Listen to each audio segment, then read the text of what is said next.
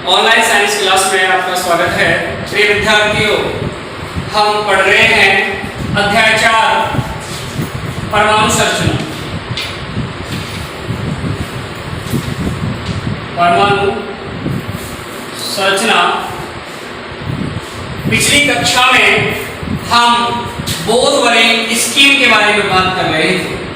Bore-worry scheme.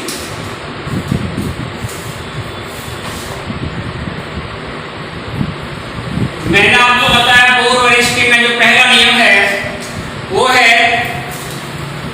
कि प्रत्येक जो कोश होता है उसमें इलेक्ट्रॉन का जो वितरण होता है वो निश्चित होता है।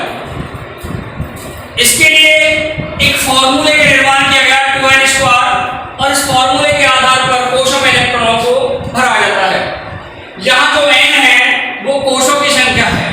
क्या है? कोशों की संख्या। इस आधार पर k कोश, l कोश, m कोश, n कोश में इलेक्ट्रॉनों की संख्या का परिकलन हमने कल किया।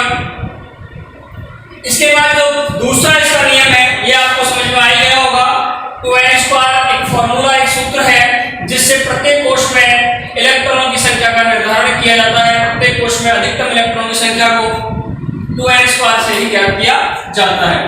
दूसरा जो इसका नियम है वो है कि सबसे बाहरी जो कोश होता है उसमें अधिकतम 8 इलेक्ट्रॉन हो सकते हैं, 8 से ज्यादा नहीं। तो आप नियम नंबर 2 लिखेंगे। सबसे बाहरी कोश में, सबसे बाह्यतम कोश में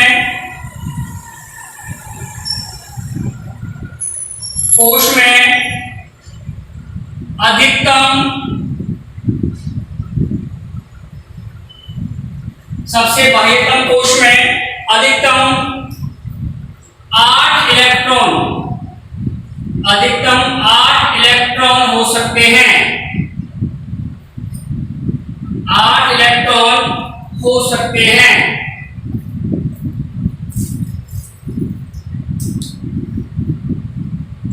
सबसे बाह्यतम कोश जो होता है उसमें अधिकतम इलेक्ट्रॉन की संख्या कितनी होती है? 8। तीसरा जो नियम है बोर-वरी स्कीम का वो है कि किसी भी परमाणु के दिए गए कोश में इलेक्ट्रॉन जब भरा जाता है तो इलेक्ट्रॉन तब तक स्थान नहीं लेता जब तक कि अंदर वाले कोश के इलेक्ट्रॉन पूरे नहीं हो जाते। ये नहीं कि बाहर वाले कोश में इलेक्ट्रॉन आएगा, सबसे पहले अंदर वाले जो कोश होते हैं उनमें इलेक्ट्रॉन भरा जाएगा, उसके बाद बाहर वाले कोशों में इलेक्ट्रॉन भरे जाते हैं। नंबर 3 नियम में आपको लिखना है किसी परमाणु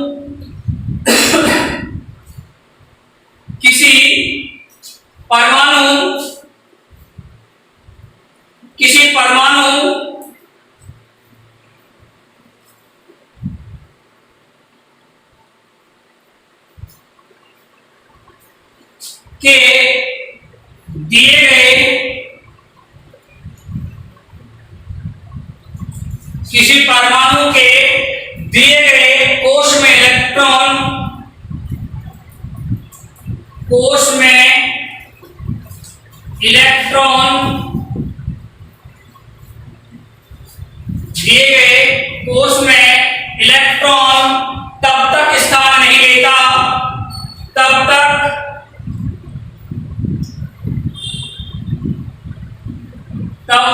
स्थान नहीं लेता,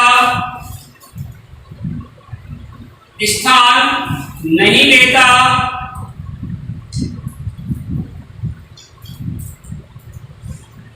तब तक स्थान नहीं लेता है जब तक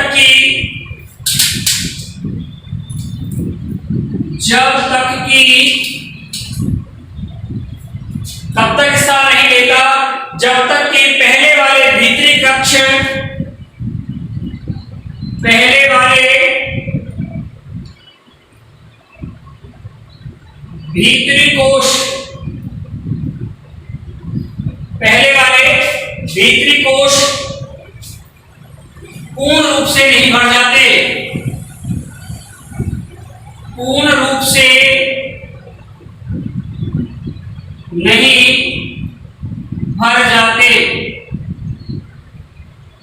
हैं। मतलब पहले अंदर वाले जो कोश होते हैं इस प्रकार की संरचना होती है नाभिक, नाभिक के चारों ओर वृत्ताकार ये कोश होते हैं। तो पहले भीतर वाले ये वाले कोशों में जब ये पूर्ण भर जाएंगे, जब ये पूर्ण हो जाते हैं तब बाहर वाले कोशों में इलेक्ट्रॉन को भरने का नंबर आता है। जब ये पूरा भर जाएगा जितनी इसकी क्षमता है, फिर इस वाले कोश में इलेक्ट्रॉन को भरने का नंबर आएगा। जब इसकी जितनी क्षमता है उतने इलेक्ट्रॉन इसमें आ जाएंगे, जब इस वाले कोश का नंबर आता है बाहर वाले का। इस तरह से इलेक्ट्रॉनों के भरने का एक क्रम होता है। अर्थात इलेक्ट्रॉन जो है क्रम अनुसार यानी क्रम के आधार पर क्रमानुसार भरे जाते हैं, कोशों में क्रमानुसार भरे जाते हैं।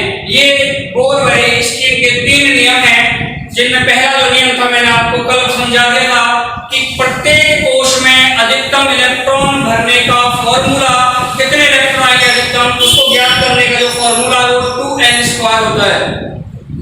इसके आधार पर KLMN, जिसमें मैंने K बराबर N बराबर 1 बताया था, L के लिए N का मान 2 बताया था, M के लिए N का मान 3 बताया था और N के लिए N का जो मान होता है वो 4 होता है। उस आधार पर मैंने बताया कि प्रथम कोश में इलेक्ट्रॉन की संख्या अधिकतम 2 आती है, 2 से ज्यादा इलेक्ट्रॉन नहीं आ सकते, जबकि दूसरे वाला जो कोश होता है उसमें अधिकतम इलेक्ट्रॉनों की संख्या 8 होती है, 8 से ज्यादा नहीं आते।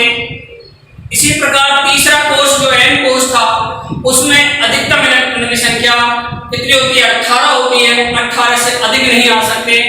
जबकि चौथा जो कोश था N कोश, उसमें अधिकतम इलेक्ट्रॉनों की संख्या 32 हो सकती है, 32 से अधिक नहीं। ये एक प्रोसेस होता है इलेक्ट्रॉन भरने का। दूसरा जो इसका नियम है वो है सबसे बाह्यतम जो कोश होता है उसमें 8 इलेक्ट्रॉन से अधिक इलेक्ट्रॉन नहीं आ सकते, यानी 8 इलेक्ट्रॉन ही भरे जा सकते हैं। तीसरा जो इसका नियम है बोर-वायरी का वो है कि किसी भी परमाणु के दिए गए कोश में इलेक्ट्रॉन तब तक नहीं आएगा, ये नहीं कि अंदर वाले कोश में तो भरेगा नहीं इलेक्ट्रॉन, सबसे पहले बाहर वाले में आ जाएगा। इसका मतलब ये हुआ कि सबसे पहले भीतर वाले कोशों में इलेक्ट्रॉन भरा जाएगा जितनी उसकी पूर्ण क्षमता है। इसकी 2 की क्षमता है, उसमें 2 इलेक्ट्रॉन भरे जाएंगे। उसके बाद इलेक्ट्रॉन अगर बच रहे हैं तो आगे दूसरे वाले कोश में इलेक्ट्रॉन भरे जाएंगे 8, फिर तीसरे वाले में आएंगे, फिर चौथे वाले में आते हैं। ऐसे सिस्टम होता है, क्रमानुसार कोशों में इलेक्ट्रॉनों को भरा जाता है। ये बोर-वायरी-स्टीन के 3 नियम हैं, जिनमें इलेक्ट्रॉनों को विभिन्न कक्षाओं में इलेक्ट्रॉन कैसे वितरित होते हैं इसका निर्धारण किया जाएगा इसके माध्यम से।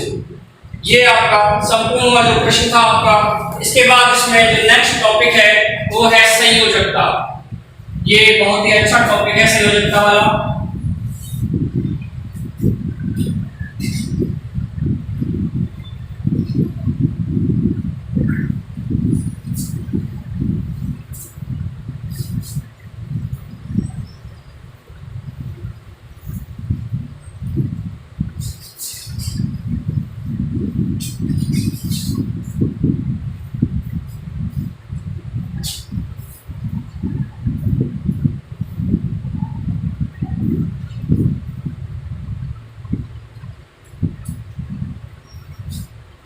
प्रिय विद्यार्थियों, आपने परमाणु में इलेक्ट्रॉन के वितरण का अध्ययन किया, उसके माध्यम से आपको पता चला कि बाह्यतम कोश में अधिकतम 8 इलेक्ट्रॉन रखे जा सकते हैं। अब जो नेक्स्ट टॉपिक है वो है संयोजकता। संयोजकता है क्या? किसी भी परमाणु परिभाषा के रूप में यदि हम बात करें तो किसी भी परमाणु के बाह्यतम कोश में जितने इलेक्ट्रॉन होते हैं उन इलेक्ट्रॉनों की कुल संख्या उस परमाणु की संयोजकता कहलाती है। जैसे बाह्यतम कोश में 1 इलेक्ट्रॉन है तो उसकी संयोजकता 1 होगी, बाह्यतम कोश में 2 इलेक्ट्रॉन है तो उसकी संयोजकता 2 होगी, यदि बाह्यतम कोश में 3 इलेक्ट्रॉन है तो उसकी संयोजकता कितनी होगी? 3 होगी, और यदि 4 है तो संयोजकता 4 होगी। इस प्रकार से बाह्यतम कोश में उपस्थित इलेक्ट्रॉनों की संख्या को ही उस परमाणु की संयोजकता कहा जाता है। ये एक अलग बात हो गई। अब बात आती है कि संयोजकता का निर्धारण कैसे करते हैं, संयोजकता निकाली कैसे जाती है, तो वो एक अलग बात है। तो आप समझें, देखिए बच्चों, परमाणु जो होता है वो अक्सर उदासीन होता है। अगर आपको याद है थॉमसन का परमाणु मॉडल, तो थॉमसन ने आपको बताया था कि यहाँ धनायन और ऋणावेश, धनावेश और ऋणावेश दोनों कैसे होते हैं? बराबर होते हैं। तो धनावेश और ऋणावेश जब बराबर होंगे तो परमाणु कैसा हो भाई ना तो उस पे धन चार्ज होगा ना ऋण चार्ज होगा, क्योंकि दोनों ही की संख्या बराबर होने के कारण दोनों लेस हो जाएंगे। तो क्या प्राप्त होगा? शून्य। शून्य का मतलब वो परमाणु कैसा हो जाएगा? उदासीन होता है। परमाणु अवस्था उदासीन अवस्था होती है, लेकिन इस अवस्था में ये रासायनिक क्रियाएं नहीं करते। इस अवस्था में ये रासायनिक क्रियाएं नहीं करते। किसी परमाणु के बाह्यतम कोश में 8 इलेक्ट्रॉन हैं और उसे अपन अष्टक पूर्ण कह देते हैं कि उसका अष्टक पूर्ण हो गया, तो ऐसे परमाणु रासायनिक क्रियाएं नहीं दिखाते, अक्रियाशील कह सकते हैं उन्हें। क्या कहेंगे? अक्रियाशील, अर्थात वो क्रिया ही नहीं करेंगे। हीलियम में 2 होते हैं और सब में 8-8 के हिसाब से ऐसे चलता है। तो ऐसे परमाणु जो होते हैं जिनके बाह्यतम कोश पूर्ण भरा होता है, पूर्ण भरा होने के मतलब जैसे हीलियम में 2 इलेक्ट्रॉन है तो ये पूर्ण भरा हो गया, इसके बाद 8 जिनमें आ रहे हैं या 18 जिसमें आ रहे हैं, तो ये वो तत्व हैं या वो परमाणु होते हैं जो उदासीन प्रकृति के होते हैं और ये अक्रियाशील माने जाते हैं, क्योंकि ये किसी के साथ रिएक्शन या क्रिया नहीं दर्शाते। क्रियाशील बनने के लिए या तो इलेक्ट्रॉन का स्थानांतरण करेंगे, अर्थात या तो इलेक्ट्रॉन त्यागेंगे अथवा ये इलेक्ट्रॉन ग्रहण करेंगे, अथवा इलेक्ट्रॉनों के मध्य साझेदारी करते हैं। कैसे भी करके ये बाह्यतम कोश में 8 इलेक्ट्रॉन प्राप्त करना चाहते हैं। 8 इलेक्ट्रॉन प्राप्त करने को कहते हैं अष्टक नियम, प्राप्त कर लेना। जब कोई परमाणु अपने बाह्यतम कोश में 8 इलेक्ट्रॉन प्राप्त कर लेता है इस इलेक्ट्रॉन के स्थानांतरण के द्वारा या इलेक्ट्रॉन की साझेदारी के द्वारा, तो ऐसा परमाणु अष्टक पूर्ण परमाणु कहलाता है। तो इसमें आपको मैं उदाहरण दे रहा हूं, जैसे हम बात कर रहे हैं सोडियम का उदाहरण लेते हैं हम। सोडियम परमाणु इसका इलेक्ट्रॉनिक विन्यास 2 8 1।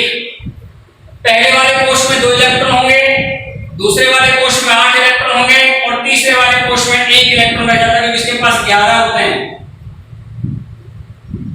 इस अवस्था में इसके ऊपर कोई भी आवेश नहीं होता, 0 आवेश होता है। लेकिन सोडियम क्या करेगा? अपना अष्टक पूरा करना चाहता है। बाह्यतम कोश में 8 इलेक्ट्रॉन प्राप्त करना चाहता है। बाह्यतम कोश में कितने इलेक्ट्रॉन है इसके पास? 1। कितने इलेक्ट्रॉन है?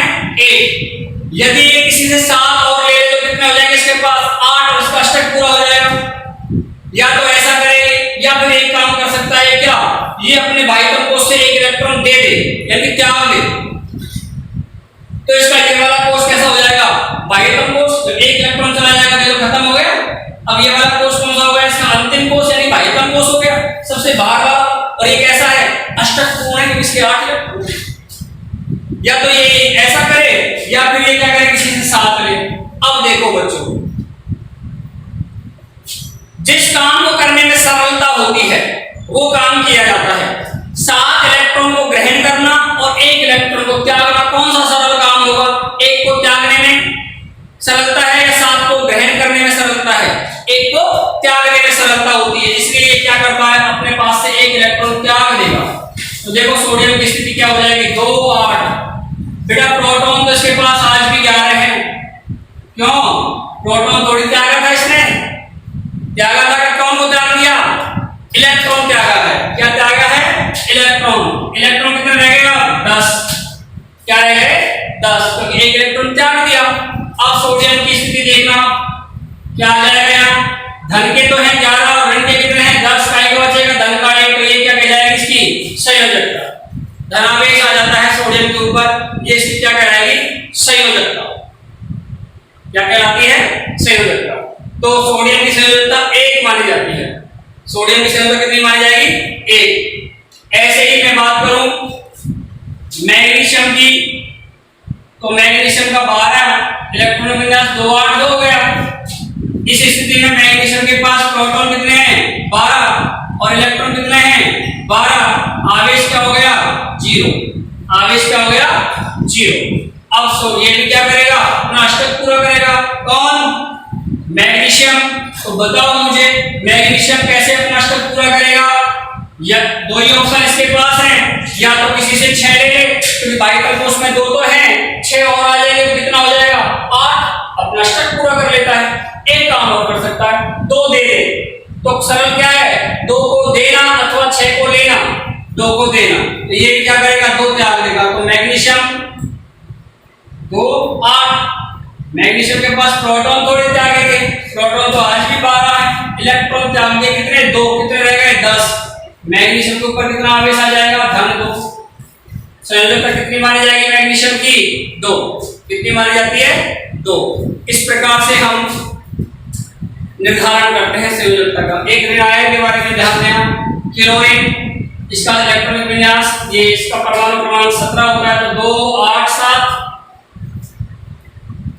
यहाँ प्रोटॉन की संख्या 17 और इलेक्ट्रॉनों की संख्या भी 17। क्लोरीन के ऊपर कौन सा आवेश हो गया, 0, लेकिन ये क्या करेगा, अष्टक पूरा करेगा। यहाँ देखो क्या काम होगा, या तो किसी से एक ले या किसी को 7 दे। सरल क्या है, लेना है देना, लेगा ये रहा है। तो ये क्या करता है, Cl परमाणु 1 इलेक्ट्रॉन ले लेगा और लेकर क्या हो जाएगा 2 8 8। यहाँ प्रोटॉन तो कितने हैं 17, इलेक्ट्रॉन कितने हो गए बेटा यहाँ 18। 17 तो पहले से थे, एक ग्रहण कर लिया, कितने हो जाते हैं 18। काय के ज्यादा है, ऋण के या धन के, ऋण के। कितने ज्यादा है, 1, तो ऋण 1। ये इसकी संयोजकता कहलाती है। क्लोरीन की संयोजकता की जब बात होगी तो क्या लिखेंगे हम, 1 बोलेंगे। इस प्रकार से परमाणु संयोजकताओं का निर्धारण करते हैं, संयोजकता प्राप्त करते हैं। या तो इलेक्ट्रॉन त्यागेंगे या इलेक्ट्रॉन ग्रहण करेंगे अथवा इलेक्ट्रॉनों के मध्य साझेदारी कर लेते हैं और अपना अष्टक पूरा कर लेते हैं। तो आप हेडिंग डालेंगे संयोजकता,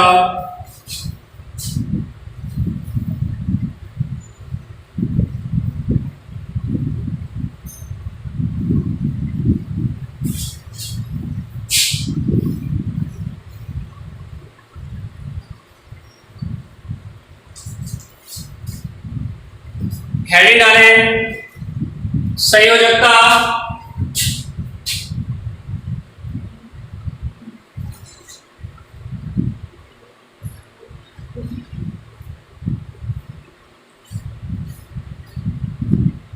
किसी परमाणु की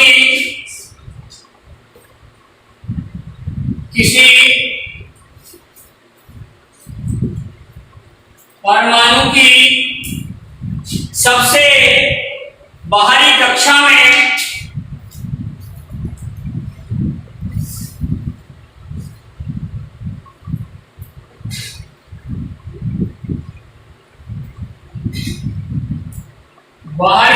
में उपस्थित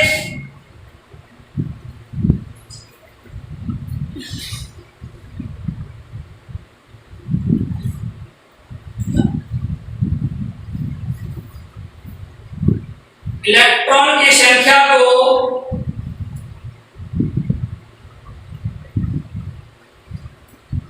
उसकी संयोजकता कहते हैं।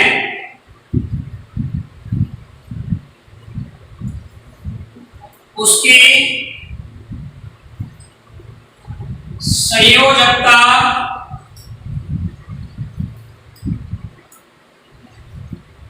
कहते हैं। किसी परमाणु की सबसे बाहरी कक्षा में उपस्थित इलेक्ट्रॉन की संख्या को क्या कहते हैं, संयोजकता कहते हैं।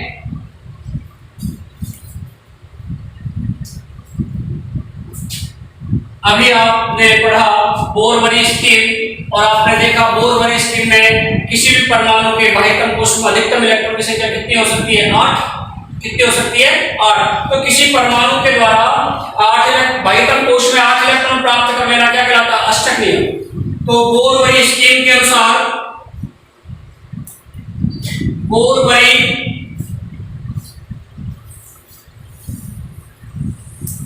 स्कीम के अनुसार किसी परमाणु के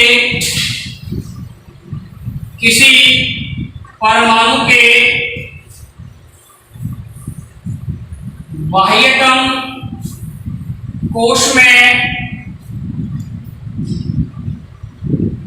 अधिकतम इलेक्ट्रॉनों की संख्या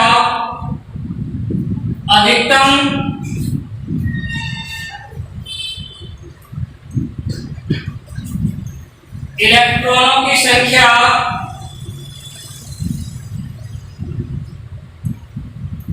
अधिकतम इलेक्ट्रॉनों की संख्या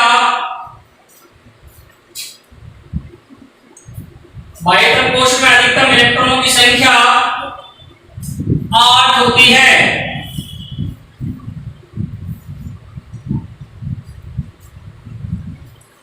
इस प्रकार किसी परमाणु के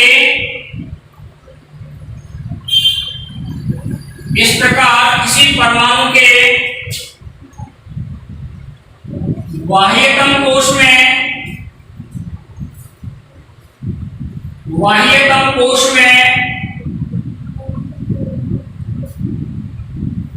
बाह्यतम कोश में 8 इलेक्ट्रॉन बाह्यतम कोश में 8 इलेक्ट्रॉन प्राप्त कर लेना अष्टक नियम कहलाता है।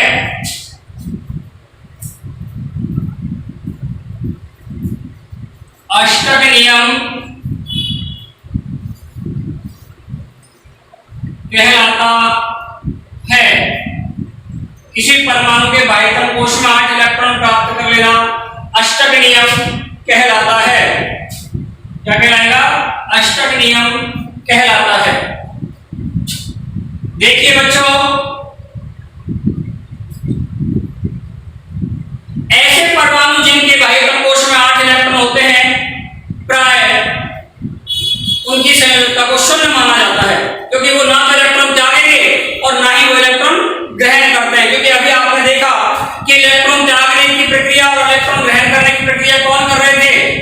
जिनका बाह्यतम कोश अपूर्ण था, जिनके पास 8 इलेक्ट्रॉन नहीं थे। हम 8 इलेक्ट्रॉन के लिए इलेक्ट्रॉन त्याग रहे थे। जैसे सोडियम की बात करें हम, तो सोडियम की स्थिति क्या थी? 2 8 1, इसने एक त्याग किया तो बाह्यतम कोश में कितने हुए? 8। ऐसे मैग्नीशियम की मैं बात करूं तो 2 8 2, इसने 2 त्याग किए तो कितना हुए? 8। इस प्रकार ये जो परमाणु होते हैं जिनके बाह्यतम कोश में ऑलरेडी 8 इलेक्ट्रॉन होते हैं, ऐसे परमाणुओं की संयोजकता शून्य मानी जाती है और ये रासायनिक रूप से अक्रियाशील रहते हैं। ये रासायनिक रूप से क्रिया नहीं करते। तो यहां हम देखेंगे ऐसे परमाणु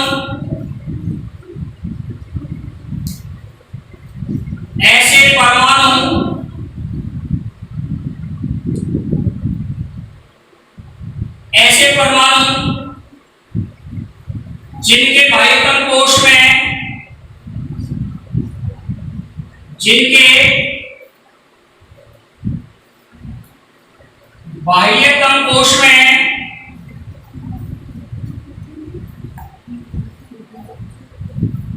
जिनके बाह्यतम कोश में 8 इलेक्ट्रॉन होते हैं,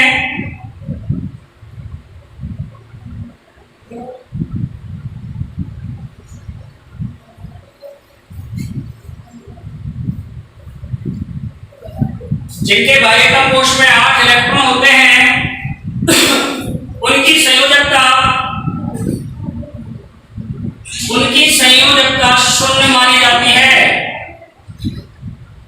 या शून्य होती है।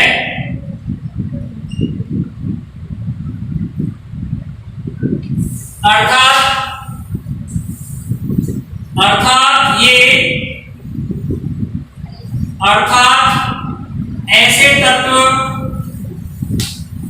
ऐसे तत्व रासायनिक क्रियाओं में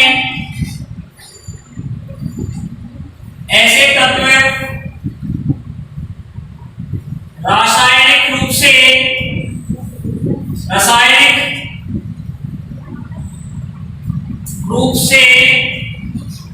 अक्रियाशील होते हैं।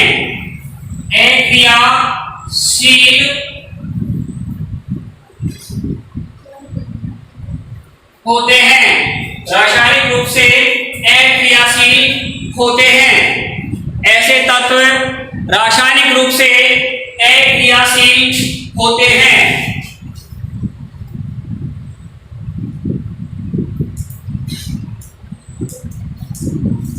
ये संयोजकता के बारे में है। अब नेक्स्ट जो इसका अगला जो भाग है सृजनशीलता का, वो आपको नेक्स्ट कक्षा में, अगली कक्षा में बताया जाएगा। धन्यवाद।